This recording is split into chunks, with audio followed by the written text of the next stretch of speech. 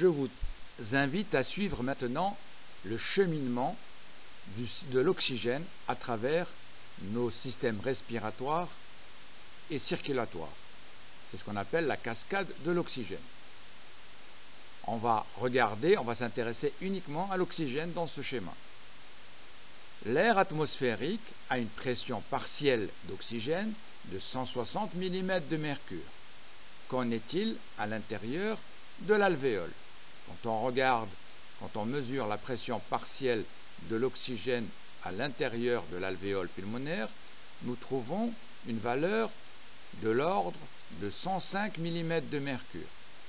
Une différence de pression partielle entre le milieu aérien et le milieu alvéolaire fera en sorte que l'oxygène va rentrer dans les poumons.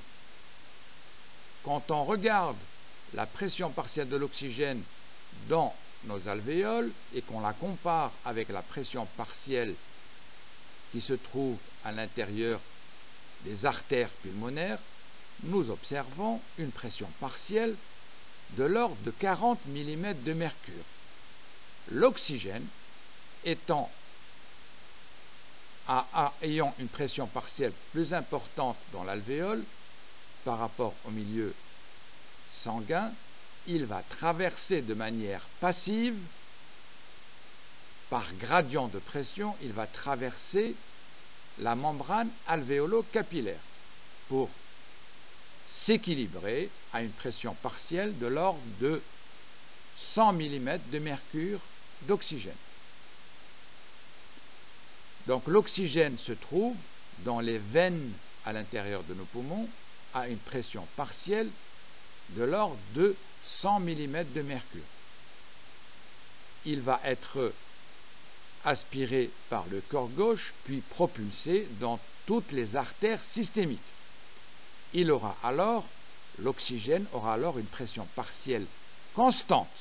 Je répète bien, une pression partielle constante dans toutes les artères, que ce soit les artères proches du cœur ou les artères les plus éloignées, ou même les petites artérioles au fin fond de notre organisme, ils ont toujours une pression partielle de l'ordre de 100 mm de mercure.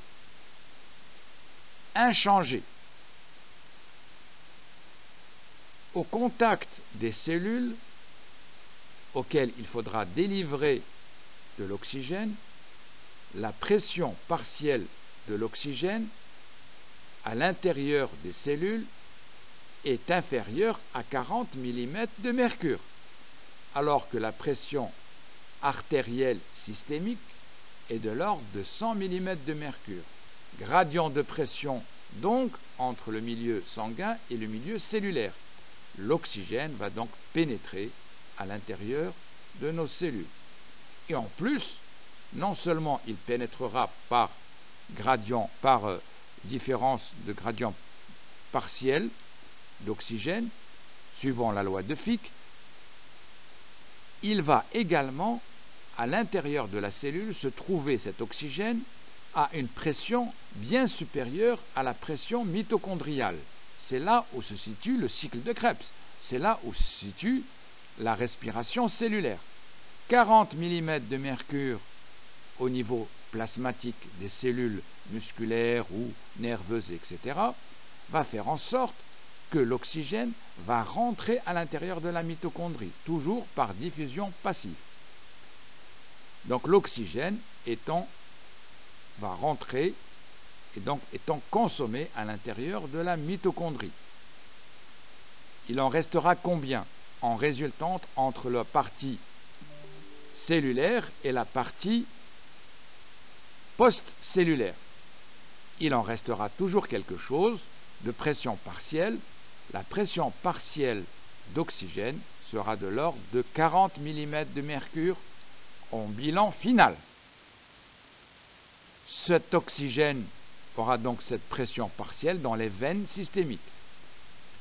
Mais en fonction de l'activité cellulaire, est-ce que c'est des cellules qui consomment beaucoup et donc en hyperactivité ou au repos, vous aurez plus ou moins d'oxygène qui va se retrouver au niveau des veines systémiques.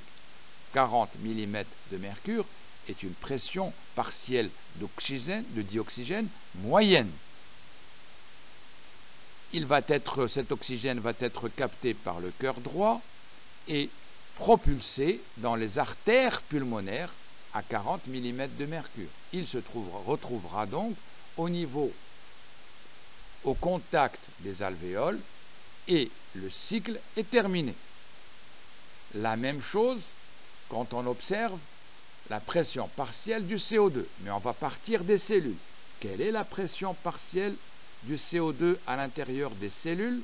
Il est de l'ordre de 46 mm de mercure. Il va donc être au contact de la pression partielle de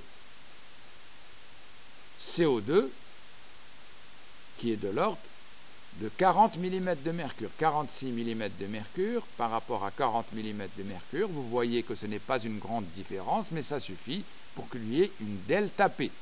La delta pression de CO2 va faire en sorte que le gaz va rentrer va être expulsé, chassé, et va se retrouver, une bonne partie du CO2 va se retrouver dans les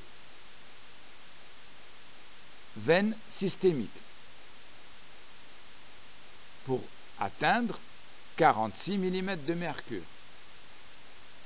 En fonction également de l'activité cellulaire, vous aurez des pressions partielles de dioxyde de carbone différentes. En moyenne, vous aurez 46 mm de mercure qui va être capté et donc aspiré par le cœur droit et envoyé vers les artères pulmonaires avec une moyenne de 46 mm de mercure. Il va se retrouver, le CO2 va se retrouver en face de l'alvéole, des alvéoles pulmonaires. Quelle est la pression partielle du CO2 au niveau alvéolaire? Il est de 40 mm de mercure, nous l'avons vu.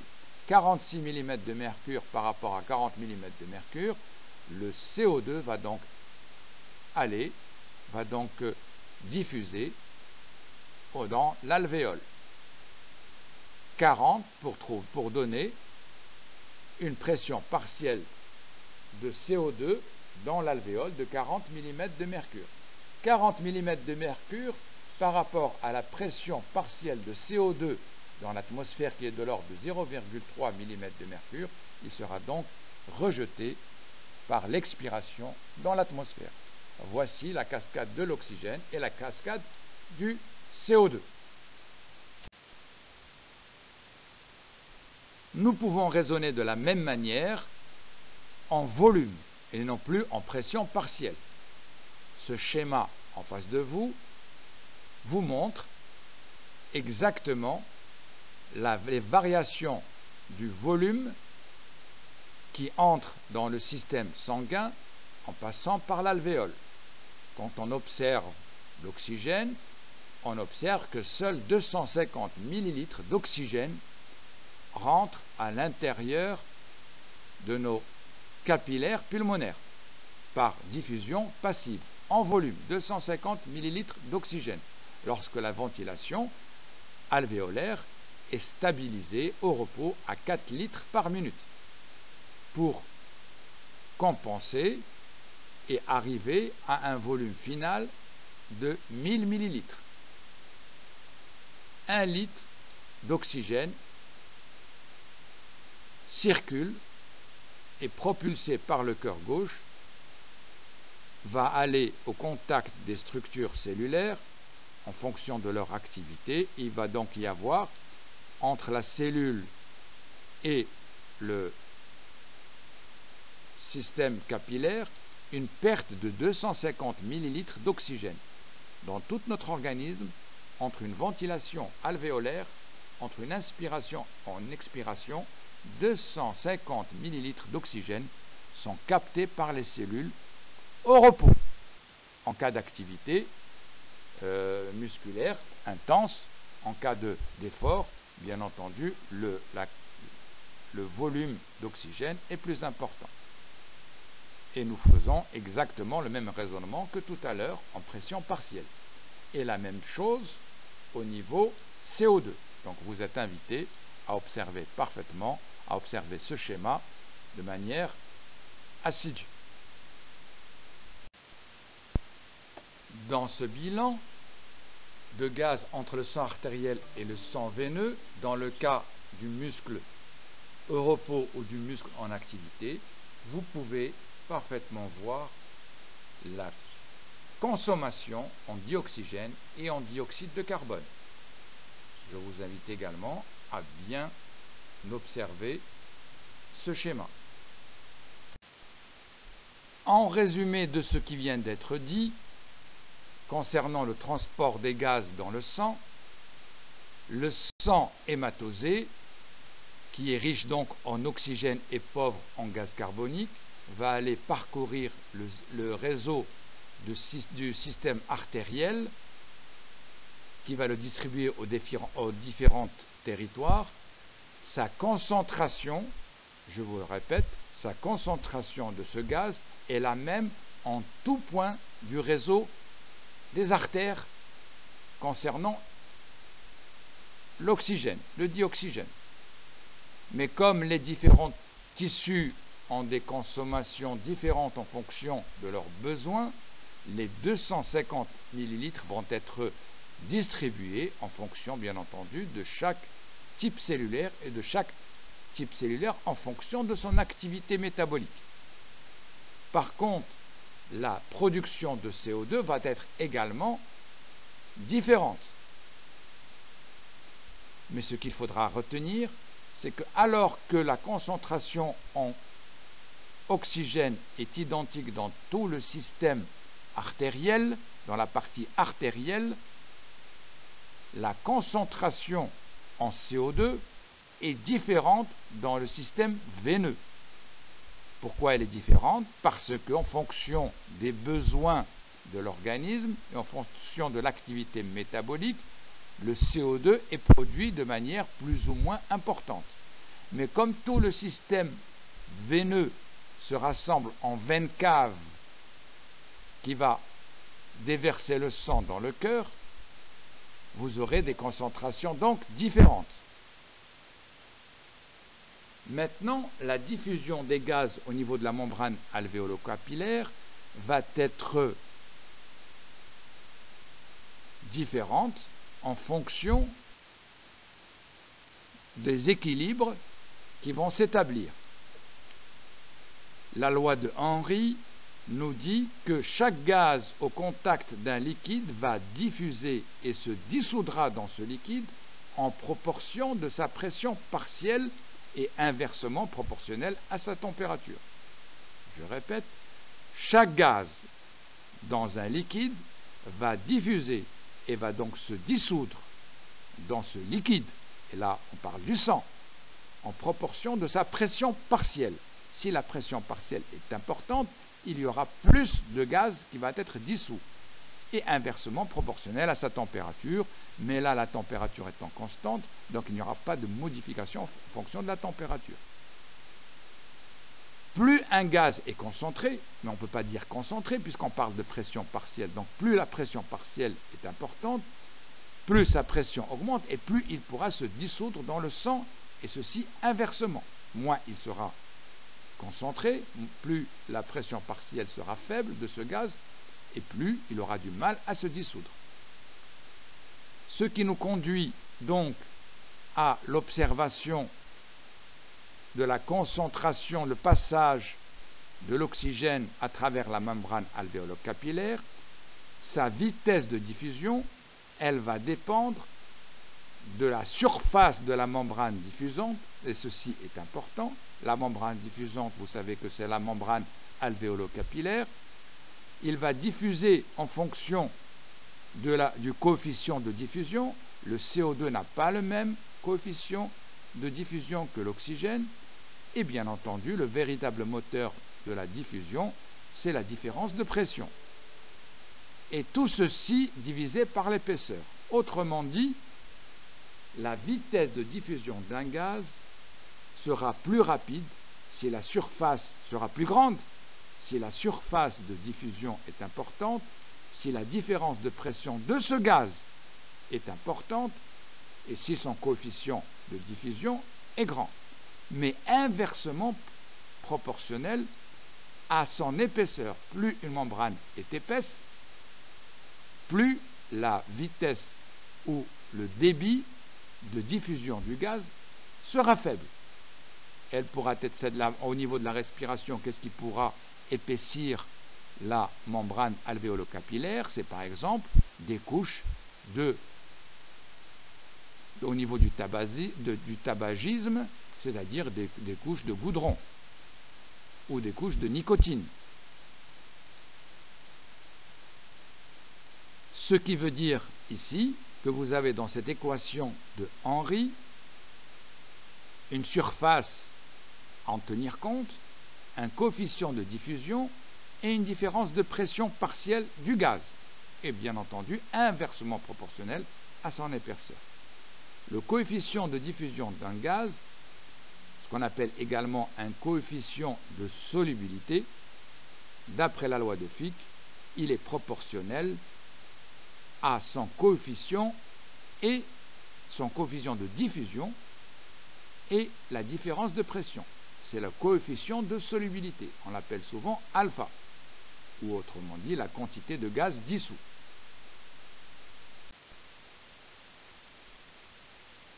Comme nous venons de voir, la diffusion des gaz dépend de certains coefficients, dépend de la surface de la membrane, mais nous savons que la membrane alvéolo-capillaire, elle est de l'ordre de 85 mètres carrés, de son épaisseur, vous savez qu'elle est de l'ordre de 0,3 micromètres, qui est composée de cette couche unicellulaire, de cet épithélium,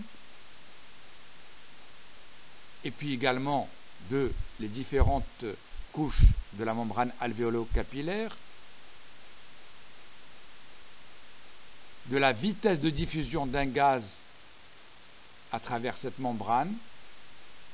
Cette vitesse de diffusion, ce qu'il faut savoir, que le CO2 diffuse, le dioxyde de carbone diffuse 16 fois plus rapidement que ne diffuse l'oxygène. Je répète, le CO2, du fait qu'il ait une conformation tridimensionnelle particulière, va diffuser 16 fois plus facile que l'oxygène, qui est plutôt une molécule plutôt arrondie mais aplatie. Ceci influe énormément sur la respiration. Nous allons également tenir compte, dans le cadre de cette diffusion des gaz respiratoires, du facteur temps de contact ou temps de transit. Ça veut dire quoi, le temps de contact et temps de transit? La molécule d'oxygène ou la molécule de CO2 va rester un certain temps en présence de la membrane alvéolo-capillaire. Si la respiration est rapide, le temps de contact restera beaucoup plus rapide que si nous étions en repos. Donc, si nous étions en repos, le gaz va diffuser plus rapidement. Au repos, je dis bien au repos. Alors que, et quel est ce temps-là? Il est de l'ordre de 0,7 à 1 seconde de temps avant qu'il y ait diffusion à travers la MAC, à travers la membrane alvéolo-capillaire. Mais ce qui pose un problème, si nous respirons plus rapidement, par exemple lors d'un effort, le temps de contact ou le temps de transit va être plus court, et donc on ne pourra pas y avoir une respiration, un temps de passage de la molécule plus rapidement. Ce qui nous conduit à dire que peut-être que nous respirons moins d'oxygène. Pas du tout. Si nous respirons vite et rapidement, ça veut dire qu'il y aura plus d'oxygène au niveau de la membrane capillaire. Et globalement, statistiquement, il y aura plus d'oxygène qui va traverser puisqu'il y en aura plus au contact. Donc, même s'il est plus lent, mais il y en aura beaucoup plus. Ce qui veut dire que l'oxygène va donc passer en quantité plus importante dans le vaisseau sanguin, dans le plasma sanguin, pour enrichir ce plasma, puisque nous sommes en cas d'effort. La quantité de gaz dissous qu'on avait vu tout à l'heure, alpha, c'est le coefficient de diffusion que multiplie la delta P, c'est le produit de coefficient de solubilité par la pression, qu'on appelle également la tension. Pour l'oxygène, nous avons certaines valeurs qui sont déterminées ici. Pour l'oxygène, le coefficient de solubilité est égal à 0,0237 qui multiplie la différence de pression de l'oxygène entre le milieu alvéolaire et le milieu et l'air atmosphérique, 95 sur 760, ce qui nous fait 0,003 ou 0,3 volumes pour 100 volumes de gaz. Voici le coefficient de diffusibilité à 37 degrés. C'est ce que vous observez ici. L'oxygène, lui, le CO2, lui, a un coefficient de diffusion à 37 degrés de 0,58. Donc il diffuse beaucoup plus facilement que l'oxygène. Cas de l'oxygène, il faudra retenir que l'oxygène est peu soluble, son coefficient de solubilité est égal à 1/30 à 20 degrés et à 1/40 à 37 degrés environ. Le cas du dioxyde de carbone, ce dioxyde de carbone est plus soluble, il diffuse plus facilement, son coefficient alpha de solubilité est de 1/10 à 20 degrés et de 1/15 à 37 degrés.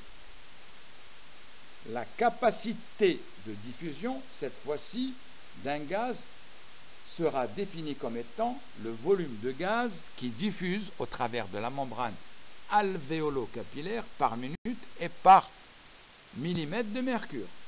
Pour l'oxygène au repos, nous avons vu qu'il diffusait à environ 250 millilitres par minute. Si le gradient de pression baisse, par exemple si la pression partielle de l'oxygène baisse dans le cadre d'une montée dans les montagnes, en altitude, l'oxygène mettra plus de temps à passer dans le sang. Donc, en montagne, nous respirons moins bien, à moins d'être habitués. Ce qui fait dire également qu'il ne faut surtout pas faire respirer un mélange qui est faible en oxygène. Les bouteilles d'oxygène qui ont une faible pression d'oxygène intérieur, au contraire, feront sortir l'oxygène de nos poumons.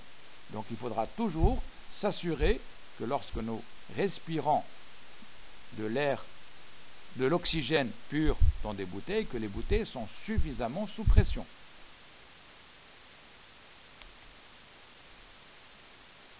Mais une question se pose ici, lorsque la quantité de gaz contenue dans le sang est supérieure à celle que peut rendre compte la loi de Henry.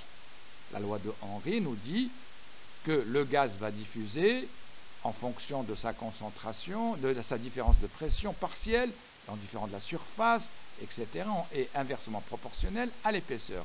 Mais si on trouve à l'intérieur de notre organisme une pression partielle de gaz différente que celle que peut prédire, que nous donne la loi, ça veut dire qu'il existe des formes différentes, tout simplement, de ce gaz-là dans le sang. Alors qu'on s'attendait à trouver un gaz, on trouve un gaz mais sous forme différente. C'est ce qui se passe par exemple pour le cas du CO2. C'est le cas du gaz carbonique.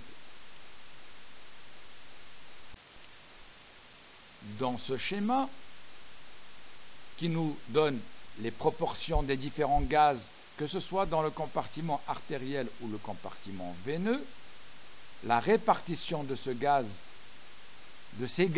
puisque nous trouvons d'autres types de gaz qui ne sont pas du CO2, alors que nous avions au départ du CO2, nous trouvons dans le compartiment artériel, que ce soit au niveau plasmatique, le CO2 dissous, celui que la loi de Henry devrait nous donner, mais il n'est de l'ordre que de 0,7 volume pour 100 volumes. Nous trouvons par contre dans le compartiment artériel du CO2, du CO2 sous forme HCO3-, de l'acide carbonique, et en majorité. Puis d'autres liaisons dites carbaminées, c'est-à-dire du CO2 sous forme liée à différentes protéines, ce qu'on appelle des carbamates, par exemple à l'hémoglobine que nous verrons plus tard. Dans les érythrocytes, la même chose, c'est-à-dire dans les globules rouges, la même chose, mais ce qui nous intéresse maintenant, c'est le compartiment veineux. Nous trouvons dans le compartiment veineux, dans le plasma du compartiment veineux, du CO2 dissous de l'ordre de 0,8, un peu plus grand que dans le plasma du compartiment artériel, mais nous trouvons surtout de l'acide carbonique, du CO2 sous forme d'acide carbonique, 14,3 volumes pour 100 volumes. La différence artério-veineuse en CO2 dans le sang est plutôt en faveur de HCO3-. Globalement, ce schéma nous montre que le CO2 dissous va se transformer en HCO3, c'est-à-dire l'acide carbonique, HCO3-. Donc il faudra retenir qu'à l'intérieur de l'hématie, le dioxyde de carbone va se transformer, et on va le voir sous l'influence d'une enzyme, l'anhydrase carbonique, sous forme HCO3-, et un petit peu sous forme de CO2 dissous, et un petit peu plus sous forme de liaison carbaminées, pour retrouver le CO2 total, c'est-à-dire 100%. Ce schéma-là nous montre que le CO2, puisqu'il ne vérifie pas complètement la loi de Henry, il va se trouver plutôt sous une autre forme, HCO3-. Alors comment ce gaz se transformer, comment ce bicarbonate va se transformer, ce acide carbonique va se transformer, c'est ce qu'on va voir dans ce schéma. Donc dans ce schéma, nous allons partir du CO2 produit dans les cellules. Donc les cellules, grâce à l'aide au cycle de Krebs, va nous donner un déchet métabolique qui est le dioxyde de carbone produit. Il va traverser, en fonction de sa pression partielle, nous venons de le voir dans le cours précédent, en CO2 qui va diffuser, en fonction de sa pression partielle et de manière passive. Il va diffuser jusqu'à se retrouver dans le globule rouge. Il va être pris en charge par l'anhydrase carbonique, cette enzyme qui va le transformer en H2CO3 dans un premier temps. Mais avec ce H2CO3, il y aura un transfert de chlore de manière accompagnée. H2CO3 est une molécule qui va transformer le CO2 en l'hydratant avec H2O métabolique, en l'hydratant en H2CO3. Et cette H2CO3 va se dissocier en acide carbonique HCO3- plus des protons. Voilà des protons qui apparaissent au niveau du globule rouge. Les protons qui apparaissent, nous avons vu que les protons étaient responsables de la modification du pH. Il y a acidification, puisque vous avez production de protons, il y a acidification du milieu. Le globule rouge va se déplacer et il va se retrouver au niveau de l'alvéole pulmonaire. Le phénomène inverse se passe. Les protons vont être libérés et captés et se combiner à l'acide carbonique pour redonner H2CO3-, ressorti du chlore de manière concomitante, c'est-à-dire en même temps, un transport facilité du chlore, et qui va donner, à l'aide de cette enzyme, l'anhydrase carbonique, va donner du CO2 au niveau de l'alvéole pulmonaire, au niveau de nos poumons, en libérant également de l'eau métabolique. qui, elle, restera au niveau plasmatique. Le CO2 va donc sortir en fonction de son gradient de pression partielle et se retrouver dans l'alvéole. L'alvéole, il n'y restera pas longtemps puisque la pression partielle de CO2 atmosphérique est bien inférieure à la pression partielle du CO2 alvéolaire. Et donc il va sortir. Donc voici le schéma par lequel le CO2 se retrouve dans le sang sous forme majoritairement 80% à peu près du CO2 va se trouver dans le plasma. Ce qui nous montre quel est l'objectif. Cela a pour objectif de tamponner le milieu sanguin. C'est les équilibres acido-basiques en sont régulés par la respiration. Donc la respiration, son rôle essentiel est l'équilibre acido-basique qui doit être correct. Sinon, vous avez soit une alcalose, soit une acidose.